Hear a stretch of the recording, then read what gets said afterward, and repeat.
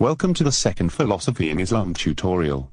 We will be looking at visions, why they are important in Islam, and case studies from Shia, Sunni and Sufi perspectives. Visions are spiritual experiences where an individual or group of people see something personal, like another person or event, that provides knowledge from and about Allah. They often intense experiences which have a profound effect on those seeing them. There are two types of visions. Corporeal visions, which are physical appearances of people or beings, like prophets or angels. They happen when a person is awake. Imaginative visions are a perception of something divine. They can be messages in dreams. Visions, called ru'ya, are important in Islam because they increase believers' faith and they establish proof that Allah exists. It is important to believe in things that are unseen because they draw attention to things that exist which Allah chooses to reveal. There are several examples of visions in the Quran and Hadith. When Muhammad was a child, an angel opened his chest and cleaned his heart. Maryam also had a vision to tell her she was going to have a son, even though she was a virgin, who was Isa. Prophet Muhammad experienced visions later in his life too. In one he traveled from Mecca to Jerusalem in a single night. In another, he traveled from Mecca to heaven. Many Muslims believe these events actually happened and Muhammad was transported to both places, and therefore were miracles. Other Muslims see these journeys as visions. These verses from the Quran and Hadith led some Muslims to believe Muhammad's journeys were visions as he was asleep when they occurred.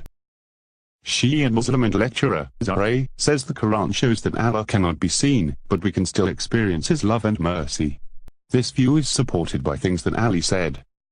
Visions help Muslims become closer to Allah.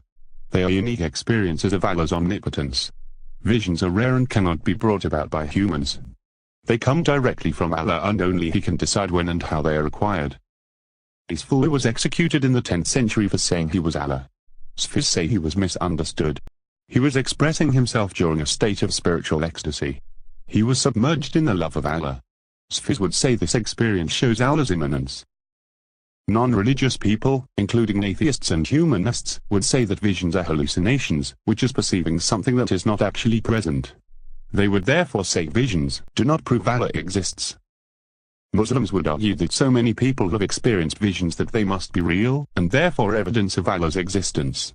Prophet Edexcel had a vision that the destroyed Jerusalem would be rebuilt by Allah, and 100 years later this happened. In the exam you might be asked to explain 2 reasons why visions are important to Muslims, or 2 reasons why Muslims believe visions are not hallucinations. In summary, many prophets and other people have experienced visions. Visions are important in Islam as they are evidence that Allah exists. Some non-religious people say they are hallucinations, but Muslims say the visions come from Allah.